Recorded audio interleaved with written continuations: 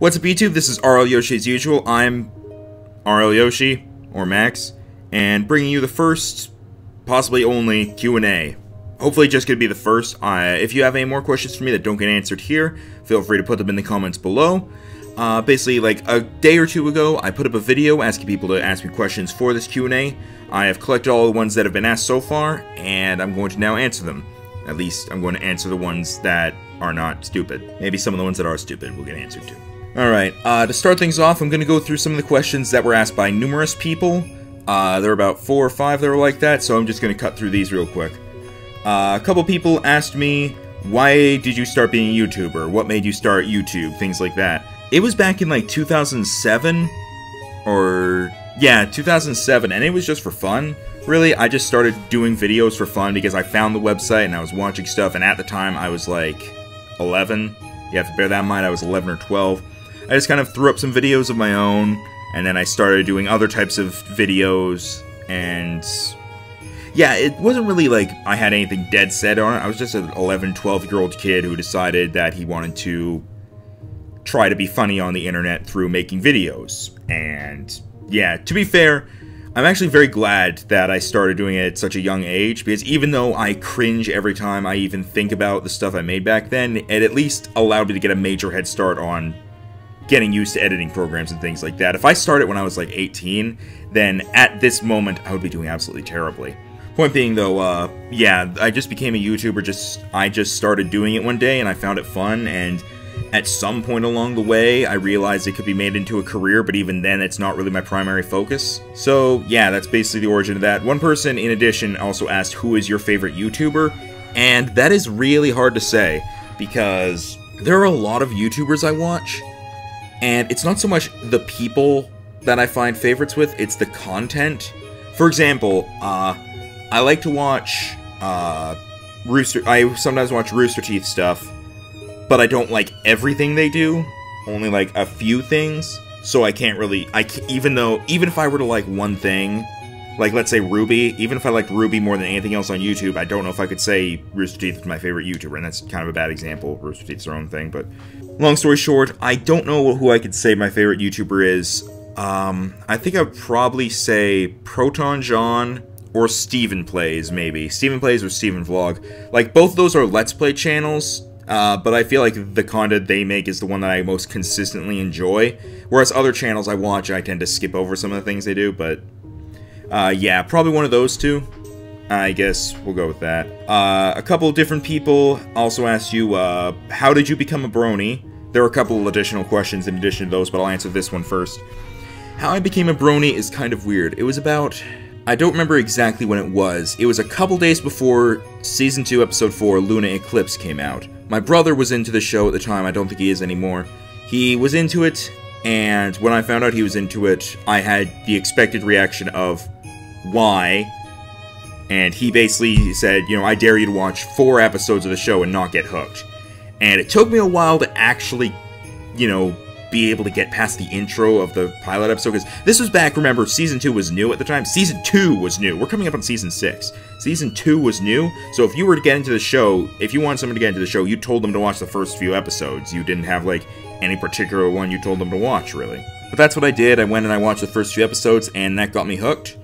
And I remember the date, because I think it was on the day of Lunar Eclipse coming out, where I first got into it, because I watched most of Season 1, went to bed, the next day I watched the rest of Season 1, what there was of Season 2, so 3 episodes, and then I was like, well, where's the next episode? Oh, another one's coming out in like an hour, so I just gotta be patient, and it was Lunar Eclipse, and that's how I remember. Going through a couple of additional questions here, when I got into the My Little Pony fandom, like I said, it was, the day of Lunar Eclipse coming out, basically. Are you one of those people that don't like being called a brony? I find that I call myself one, but I find that the word feels weird to say, so I just say I'm a fan of the show. It's not that I don't like being called a brony, I have no problem with it. I don't usually say the word, though, because it always feels weird coming off the tongue. Like, not even there's no, like, not because of anything it's associated with or anything, it's just a word that feels weird to say. Brony. Feels weird. A couple people asked me, what is your favorite video game? Fallout 3. A couple of people asked me who my favorite My Little Pony character is, or who I think is best pony. Applejack. And then 2 people asked, whatever happened to the BioShock Let's Play, or will I continue it? I will, but it's one of those things that the game itself is one that I'm very on. I'll still play it, but I'm finding that I don't have a lot of motivation to continue recording or editing it. I still will, like, I have enough motivation to do so, just not enough to do it, like, every day, like some other things. I'll continue it, but it's gonna be one of those things that will probably either go on a hiatus for a while, like it has been already, or it will just have very spaced out updates because I don't have entire interest in it. Now we can get into the unique questions. Hyperwolf the Brony fan, again I have to say that word, Brony. What's your favorite movie or character of MLP? I already said my favorite character of MLP. My favorite movie is Alpha and Omega. Not sure if you've heard of that, but basically look it up. It's a movie from like a few years back. It's about wolves and things like that. Alpha and Omega. There we go. Jinx Furta asks, will you ever play Courage is Magic as a player and not a DM? Most likely, yes, and I have in the past. It's just, when we first did the original Courage is Magic playing, which was a while ago, it was like with me, Rhino, Enigma, his sister Ren, and Dan, there we go. Rhino was already there. I was the DM then because it made sense, because it was our first time doing it. And it was on the channel and everything. And also I have experience with DMing in the past, whereas they didn't really, I don't think. And then the current one that's going on is because I randomly wrote up a D&D campaign one night. And, well, okay, I asked the others, I asked Tim, Jero, and Rhino if they would have wanted to get together to play D&D at some point. And they're like, sure. And then that night I wrote up a D&D campaign just because I had an idea. And so I ended up being the DM for that. I have no problems being the DM, but I will probably be a player at some point. Probably after the 4 Fry Torch campaign. It's just what I've done so far, but I do plan on being a player at some point. Mike Root asks, thoughts on the Gravity Falls finale? I have not seen it. I do not watch Gravity Falls. And do you play Team Fortress 2? If so, what's your thought of the 9 classes? I kind of play TF2. I have not played it in a very, very long time. And I am completely unfamiliar with it by this point because of all the updates that have changed stuff. In terms of my thoughts on the 9 classes, I'm particularly good with the Pyro, the Scout, and the Engineer, I guess. We'll say those are the ones I'm kind of best with. Pyro, Scout, and Engineer, and to an extent Spy. I don't really have much thoughts on them, so sorry. Helen Risk asks, how much can you take before getting really annoyed by your friends? Usually, I could take a lot before, like, okay, annoyed enough that I'm, you know, trying to get them to shut up. That admittedly doesn't take much. Like, if they bring up something like Steven Universe, or if they're constantly talking over me, or talking over each other, or if they're being annoying with each other, then I'll get annoyed and be like, okay, guys, shut up. Knock it off. Seriously. To the point of actually getting absolutely, like, pissed off with them does not happen very often. It has happened, definitely happened, like, in the past. 2015 was a terrible year, so it happened quite a lot during that. It was a very stressful year for me, but never mind about that. Point being, I absolutely, yeah, definitely got very annoyed with them at times during that, to the point of being really pissed off. Nowadays, though, I feel like the only time I get absolutely pissed off with them is if they're being, like, really sore losers and outright preventing something from continuing, I think. Or just being, like, really obstructive.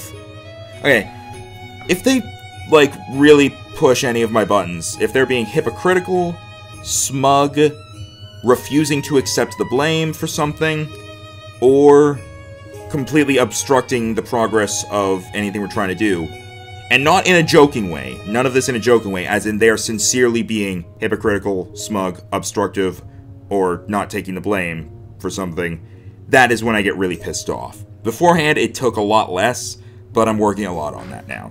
Ranger Number X asks, is there any sort of method you use to decide what games you're going to play for this channel? That kind of depends on the game. If it's a single-player game, like one that I'm just playing maybe with someone, like, commentating with me, it's really just whether or not I have it, whether or not it interests me, and whether or not I can actually record it. That's basically all there is to that one. For multiplayer games, we see how it feels, or like we see what it's like, we read up on it, or sometimes it's a game we've played before, and then we decide, yeah, this would be good for the channel. For things like the Jackbox games, or Resident Evil 5, Dan and I had some experience with that because we watched a Let's Play of it before, and then we moved on to Resident Evil 6 because we heard that it was not terrible. The method is basically, if it sounds interesting, and the required amount of people are able to play it, then we'll usually play it. But we try to avoid too big a variety of games as of late because expenses, and also because I have like 50 Let's Plays going on right now. Tactical Cats asks, have you read any MLP fanfics, and which one is your favorite? I have read MLP fanfics, I have not in a while, in a long time. I can't really pick a favorite, gonna be honest. I did really like Fallout Equestria, On Across an Arrow, and probably just those two are the only ones that really jump to mind. There haven't really been a lot of others. Off the Edge of the Map was like the very first MLP fanfiction I ever read, so I do like that one a lot. But those three are the main ones that I actually really enjoy. Stevenator Ben Sonica asks, could you play Earthworm Jim? I'll look it up and see what it's like, and if I find it interesting, and if I can get it, yes. Nick Russell asks, how did the Minecraft board game idea come? When did you start making it, and how many boards are left? The Minecraft board game in this case, I assume, is referring to Minecraft Party, which, for those of you who don't know, is kind of a thing where I've built these, like, in Minecraft, I built these boards, and I play, like, with my friends, Mario Party-style games. Like, you know, everybody takes a turn, moves along, gets money or items, and they're trying to get packed ice to replace, like, stars, trying to get packed ice. Whoever has the most packed ice wins, and then we play mini-games and such. The original idea for it came around because, this was back during a time when we were recording a lot of Minecraft stuff, and basically none of it got released, but I had all these ideas for videos to do, and every time I thought of one, I was like, no, that'd be too short. So I had all these ideas, for different games, such as, like, you know, do Spleef, or, do, like, a two-player parkour map, or things like that. And I was like, what if I made all of them into, like, little mini-games for something, and we, like, did something like that? But what would they be mini-games for? Why don't I just kind of make a Mario Party thing? So I, like, threw together the pinwheel, and then the pinwheel is the first board. I threw together some, mini-games, like, spread around, like, there was Spleef and counting and things like that. I came up with some new ideas for it. Came up with a ton of ideas for, like, the spaces and such, and then once I put together the very rough set of rules, we did the first game with, me hosting, and then Tim, Rhino, Zero, and Jero were playing. And it has really been altered a lot since then, and it will continue to be altered for probably another couple boards. I think board number 7 is the first one we play where we don't actually have to alter the rules during it. But basically, yeah, it's kind of in beta testing is the best way to put it. When did you start making it? I would say maybe, I want to say it was probably about a year ago by now. Oh, definitely definitely a year ago. The pinwheel first came out in like March. I think I'm probably wrong on that, but I want to say March, and I built it like a month or two before that came out. So it was like it was at the very beginning of 2015, I think. And how many boards are left? There is no plan to actually finish it, quote unquote. But when we have finished 10 boards. That is when, unless something big comes up, but at the rate this is going, it won't. After we finish our 10th board, that is when I'm going to say the beta testing process is complete, meaning that we will continue to play games, obviously, but some things will change, such as we will not constantly have Tim or Rhino there. Rules will not be changed mid-game anymore. We might not play it quite as often anymore, and updates for it might come out a bit more sporadically. Like, instead of one update every day for a week, it might be something like 2 updates a week for one board or something. Point being, there's no real plan to end it, though the beta testing of it will end at board 10, which means things will change a bit for the better at that point. Geometry-Tech Magic asks, how did the idea of Cutie Mark Laboratories come up? Why did you create the series? One day, while kind of sleep-deprived, I came up in my head with an explanation for why Pinkie Pie's picky sense worked, or how it works, my bad. And I just kind of wrote something up. It was like a blog post on a website out of nowhere, and people were like, wow, yeah, that makes sense. And it was kind of the same thing that I ended up saying in the video, the first Cutie Mark Laboratories. So I came with that, and I was like, yeah, okay, I came up with this thing, I feel kind of smart. And then a few months later, in my science class at school, even though this was like high school science class, bear that in mind, they had us watch a Bill Nye the Science Guy episode, and I was like, I kind of want to do a parody of this about something. And my first thought was video games. Before you accused me of ripping off game theory, I did not even know game theory existed at this time. And I was like, I kind of want to do that, maybe not for video games, why don't I try it for MLP, because I already have this thing written up that I did a few months ago. I can use that as the first episode. So I threw that together, and it ended up, I was originally going to have it be very live action, like, it was going to just be live action, but I couldn't really get a set or anything for it, so I ended up just doing, regular editing, like animation, pictures pop up and whatnot. But yeah, that's how the idea came to be, and then people started liking it, so I kept doing it. And that's about it. Arthur188, or ArthurK188, I'm sorry if I'm, like, saying these names wrong, asks a few different questions. 1, what's your favorite horror movie? I do not like horror movies at all, so I have no answer for this. 2, what are your favorite things to do? Make videos, play video games, which usually ties into number 1. Do some writing, for scripts or for just stories that come to mind. I like jigsaw puzzles, also. Do stuff with friends, and aside from that, I think those could probably be summed up as my favorite things to do. There are other things I enjoy, but those are probably my top 5. 3, what are your thoughts on Sailor Moon? I don't watch it, I have no thoughts on it. 4, who is best pony to you? As I said, Applejack. 5, do you cosplay? I did a little bit of it, like occasionally at conventions, but I never really got too into it. Like, I have some costumes in my closet that I have for various things, like I have a Link outfit, I have some stuff like that, but I don't really use it for anything particularly often. So I have interest in it, but I don't really want to go all out with it. I have a lot of other focuses, and I can't, like, make outfits or anything, so very occasionally I did, or do. And 6, have you seen Hellgirl? No. Samuel Fowler asks, have you ever read Fallout Equestria? If yes, what did you think of it, and did you ever read Project Horizons? I did read Fallout Equestria, and like I said, I really enjoyed it. In fact, Fallout Equestria, I wouldn't say it got me into Fallout, but because I knew about Fallout 3 beforehand, and I had given that a shot already, though not a very serious one. But Fallout Equestria is really good.